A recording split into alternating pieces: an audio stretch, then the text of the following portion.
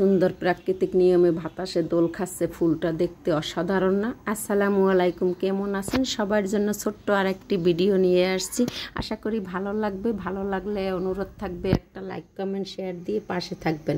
যারা সবসময় সাথে আছেন তাদেরকে অসংখ্য ধন্যবাদ। যারা কি কোথা থেকে আমাদের ভিডিওগুলো দেখেন অবশ্যই জানাবেন। আজকের ভিডিওটা দেখেন, ফুলটা এত ভালো লাগতেছে যে সে ইচ্ছা মতন মনে হচ্ছে যেন দোল খাচ্ছে আর নাচছে।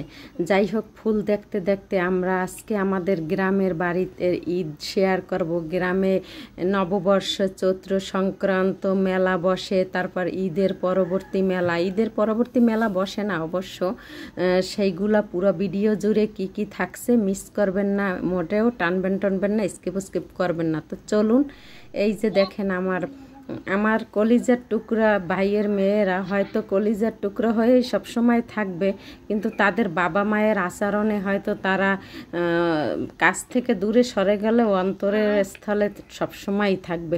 ওদের তো আর দোষ না, ওরা ছোট্ট নাবালক শিশু। যাই হোক, ওরা ঈদ আনন্দে আমার বাবার বাড়ি, ওদের দাদার বাড়ি ঈদ করছে। ঈদের সময় ভিডিও বানাইয়া দেছে ওর বড় মা, যে আমার ভাইজিরা কি কেমন করে, কিন্তু ঈদ আসলে শান্তি মতন করতে পারে না। আমার মা আশা করে নিয়েছিল যে নাতিদের নিয়ে ঈদ করবে, কিন্তু তাদের মায়েদের কারণে ঈদটা সম্পূর্ণ হয় নাই। তারা আসছে গ্রামের পরিবেশে যে কত সুন্দর আনন্দ ঈদ উদযাপন, তাদের কাছে মোটেও ভালো লাগে না। তারা হচ্ছে শহরমুখী রাজকন্যা, তো সেই জন্য তারা শহরের কত কিছু বিচ আছে, এখন টানেল আছে, এগুলো দেখবে, উপভোগ করবে।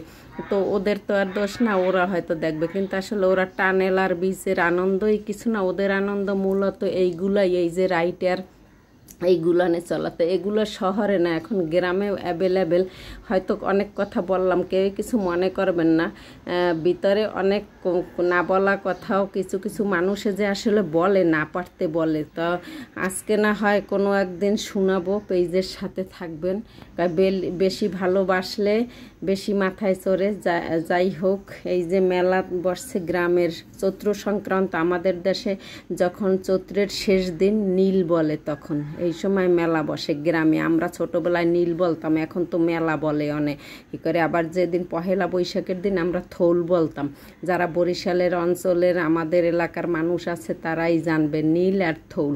আমরা আগে এই নীল থৌলে যাইতাম, বাঁশি বাজাইতাম, ছোট্ট ছোট্ট ডোলের আওয়াজ শুনতাম, মানে বাড়িতে এক অদ্ভুত মজা করতো। তো এখনকার বাচ্চারা আসলে কমই অনুভব করে। এখন তো মায়েরা সবাই, বড় ছোট সবাই নিয়ে যায়। তো এই গ্রামে মেলা বসছে দেখেন, এখানেও অনেক বাচ্চাদের খেলার জন্য কত কিছু দিয়ে রাখছে। তো এগুলো তো আসলে আমাদের সময় ছিল না, আমাদের সময় অন্য রকমের। যাই হোক, যুগের পরিবর্তন হয়েছে, যুগের সাথে তাল মিলিয়ে কত কিছুই তো মানুষ সেকেন্ডে পরিবর্তন হয়ে যায়, রূপ চেঞ্জ হইয়ে, তাই পৃথিবী তো অবশ্যই চেঞ্জ হওয়ার কথা।